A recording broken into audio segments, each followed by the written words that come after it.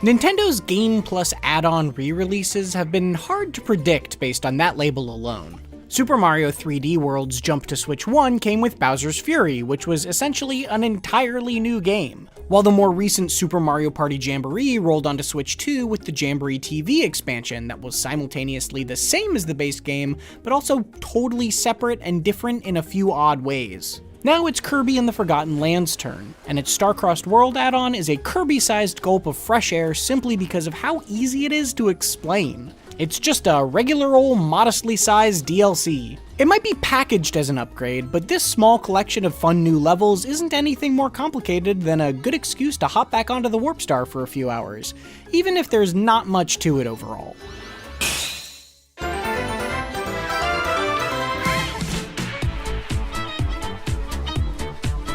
Let's get the boring business talk out of the way first. The only ways to access Star-Crossed World are either to pay $20 to upgrade your Switch 1 version of Kirby and the Forgotten Land to the Switch 2 edition, which also comes with some welcome but inessential performance improvements, or buy the Switch 2 version fresh for $80. You could also buy the Switch 1 version for $60 and skip the added content, but there's no way to get the Switch 2 enhancements without it.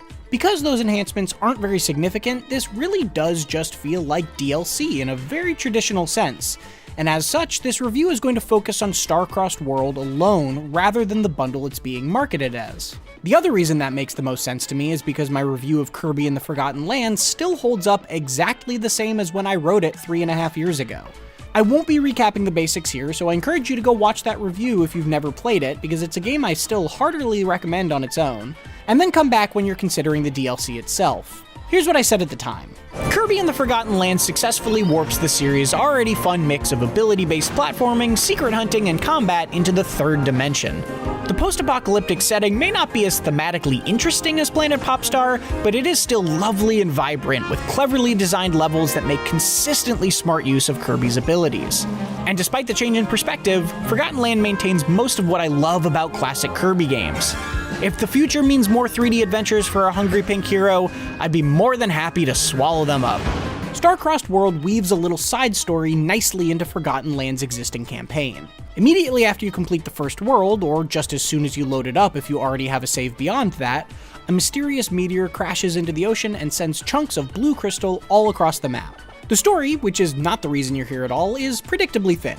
A Waddle Dee with a cool beret sends you out to collect the starries that have been scattered across the land in order to reseal the evil being inside the meteor that is prophesized to end all existence. You know, normal Kirby stuff. What that means practically speaking is that 12 new starry stages have been added to the map, 2 in each of the 6 worlds from the base game. These borrow locations and themes from the levels they're next to, adding crystal flowers that alter the landscape when you touch them. There are also some brand new enemies, challenges, and even awesome background songs.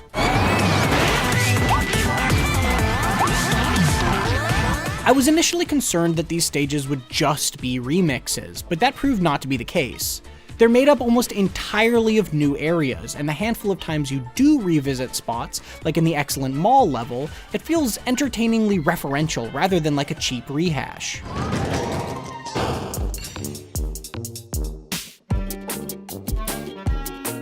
There aren't really any misses across these dozen dungeons, with clever twists put on existing mechanics and plenty of interesting new ones to tease your brain. One standout section had me hopping between moving platforms that were coming toward the screen, frantically trying to find the right path to the next one before getting pushed off the edge. Another revisits the very silly pipe mouthful mode transformation to send you rolling down a roller coaster track that you need to reveal extra pieces of in real time. None of them put up too serious of a fight since this is a Kirby game, but they are a bit more challenging than the rest of Forbidden Land across the board, making them a nice additional post-game option to keep you playing, even though they actually unlock in tandem with the main story.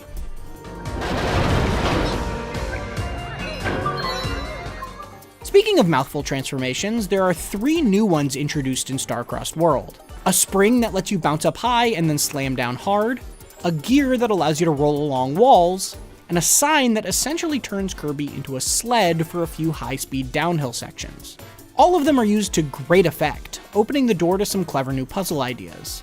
I particularly liked how you're asked to launch yourself between separated sections of wall as the gear, which is a little bit more mechanically nuanced than I was expecting from such a simple item. Many of the existing transformations are revisited in smart ways as well, with the stalwart car and traffic cone getting multiple sections that prove there's more than a little gas left in those tanks.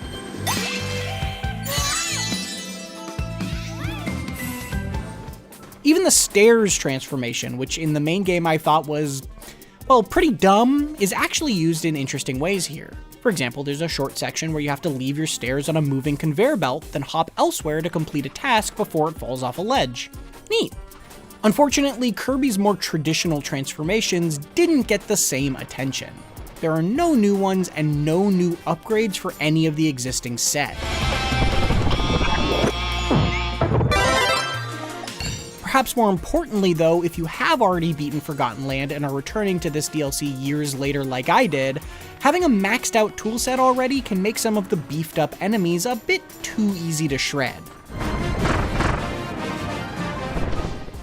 One new enemy type in particular acts as a fun little recurring mini-boss, calling down meteors that you have to dodge as you break away progressive layers of crystal armor. But a charged up attack from a fully upgraded copy ability can trivialize that otherwise interesting encounter from the jump.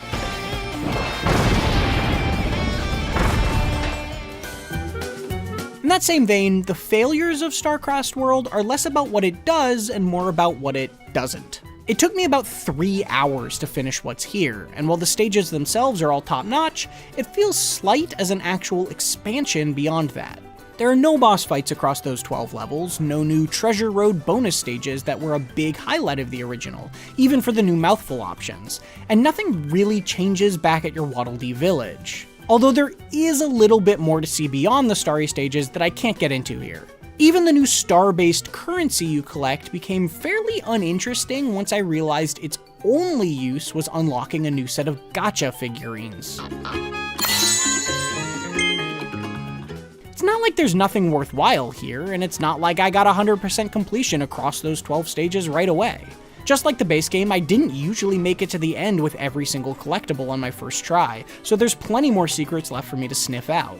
But Star-Crossed World can't help but feel like a drop in the bucket when you compare it to everything that was already available.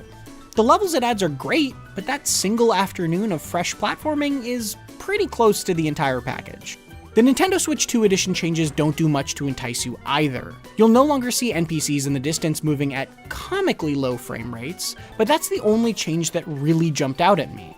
Don't get me wrong, the higher FPS and resolution are welcome, and it all looks quite nice, but it didn't really look bad to begin with. Forgotten Land was such a stylized game already, one without any of the real performance issues other Switch 1 games were able to fix in the jump to Switch 2, so the ceiling on how much better it could look without a more substantial overhaul wasn't too high in my eyes.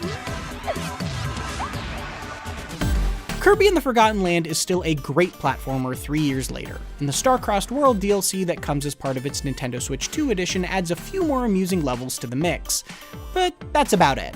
A couple of cool new enemies, funny mouthful mode transformations, and clever ideas put its 12 stages in the top half of the heap overall.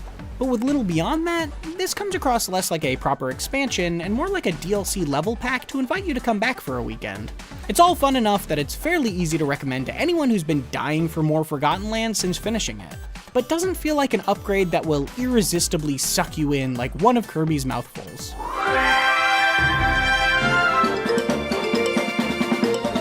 For more Switch 2 editions, check out our review of Super Mario Party Jamboree and its Jamboree TV expansion, or for the best Switch 2 game we've reviewed so far, Donkey Kong Bonanza. And for everything else, stick with IGN.